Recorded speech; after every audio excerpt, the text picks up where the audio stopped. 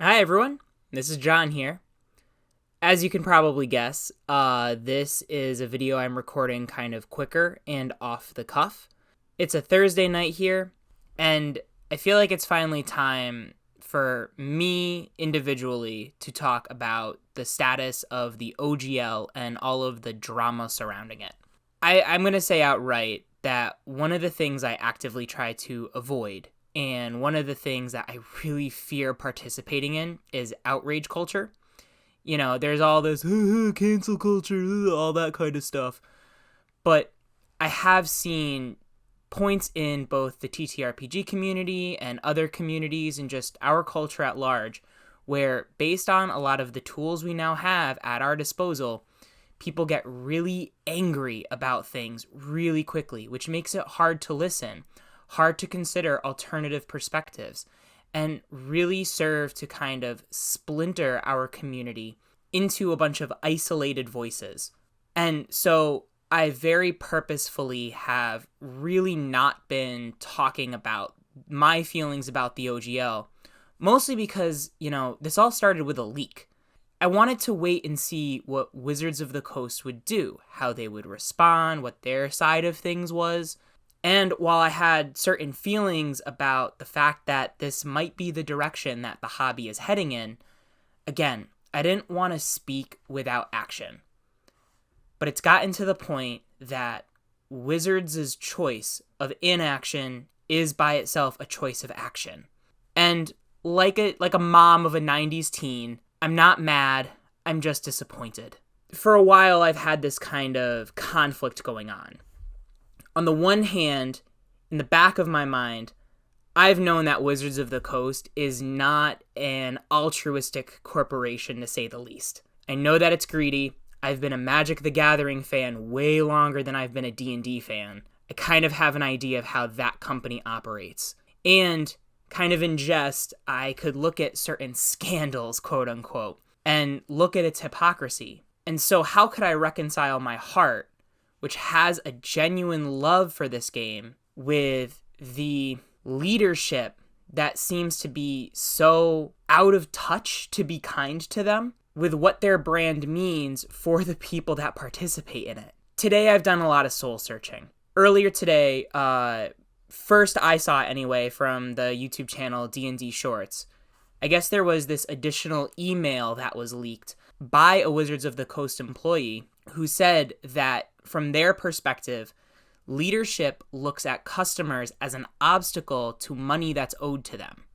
And I could have gotten that little quote messed up. Again, I'm speaking off the cuff here. But it was a real punch in the gut because it was confirmation of things I've seen a lot of outraged voices saying already. And I mean, there have been times where, like, during our 1D&D panels, looking over the Unearthed Arcana, one of the things Ian and I have said is that Wizards of the Coast really seems to be listening. They really seem to be incorporating a lot of our feedback to making the next edition the best edition that it can be. And I do want to differentiate here because it's so easy to mark people who work at Wizards of the Coast as one tribe and us as the community as a separate tribe, and to have these two tribes go to war over each other. As I've been talking privately with a lot of my friends that are also artists, content creators, podcasters, whatever they want to call them, the thing I've been trying to tell them to keep in mind is just that there's a difference between D&D's design team, who I feel are fans in their own right, and the leadership of Wizards of the Coast and Hasbro. And again, I wonder how much of this is Hasbro's influence, but from that email, it sounds like the Wizards of the Coast specific business leadership has a lot to answer for as well. And so I've been asking myself, how can I reconcile the fact that there's a quote-unquote evil corporation behind a system, a game, a medium that I love? How can I continue to support them? And ultimately, the answer I came to is, even though the company behind the system is quote-unquote evil, because of the open game license, it's been able to support and manifest the dreams and the goodwill of a lot of other artists and creators. It's been able to be the foundation to something much more beautiful than itself. And it offered the possibility for independently minded creators to express themselves through the lens of this supposedly open game of Dungeons and Dragons. And this is a brand that does mean a lot. I've said before on this channel that, I started playing D&D in 2016. That's only 6 or 7 years ago. And through my experience, not only did I see the normal artistic potential that a lot of people fall in love with, like the collaborative storytelling, the spontaneity, the shenanigans, the element of surprises from die rolls, I also saw a lot of real-world healing. I saw kids on the autism spectrum learn how to connect to their peers. I saw adults who seemed like a little lost find friends and communities through this game as a binding force. I found an expression for my own voice and saw this game as a vehicle for personal growth and development. And in a lot of ways, it helped both Ian, myself, Stephanie from Borrowing Brilliance, unlock ourselves as creative writers. In even just the first year of playing D&D, I fell in love with it so much and immersed myself in it so much,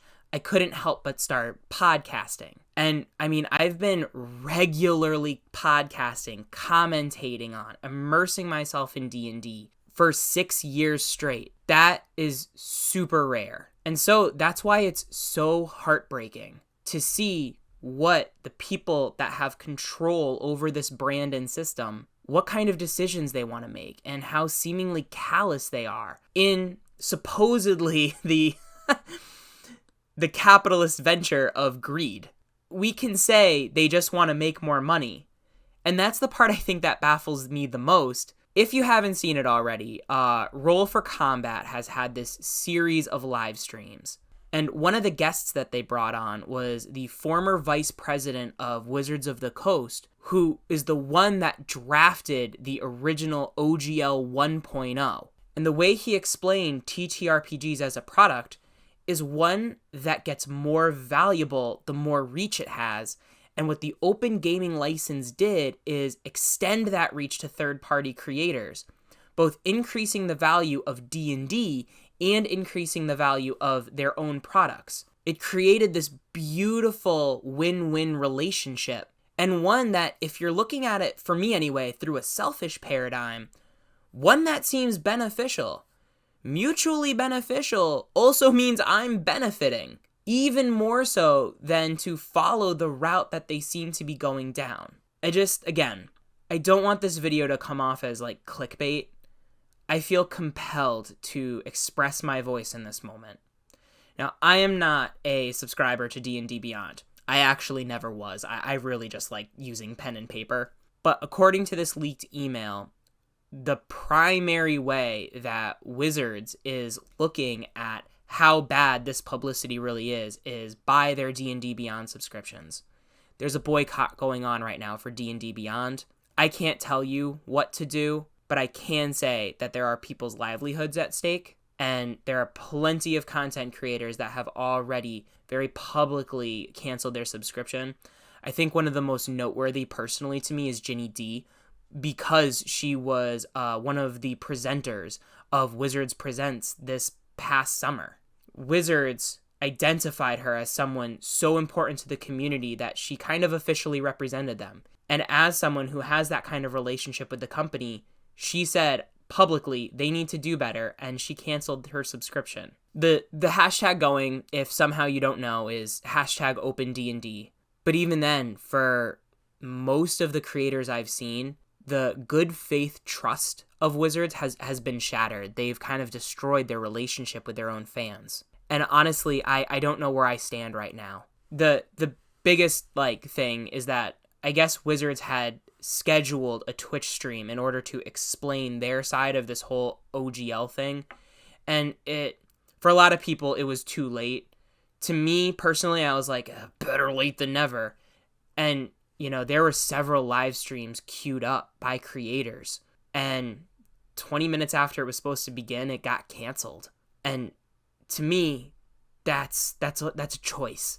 Just like how it's a choice for me to release this video. It's a choice for them to be silent in the way that they are. I don't know what my relationship with D&D is going forward. It's in a lot of ways changed my life, changed my appreciation of the hobby, and like a lot of relationships. And thankfully, I haven't had to deal with this too many times in my own life. It's growing toxic, and we might need to spend some time apart. I don't want to come off as dramatic, and I don't want to feed into the outrage.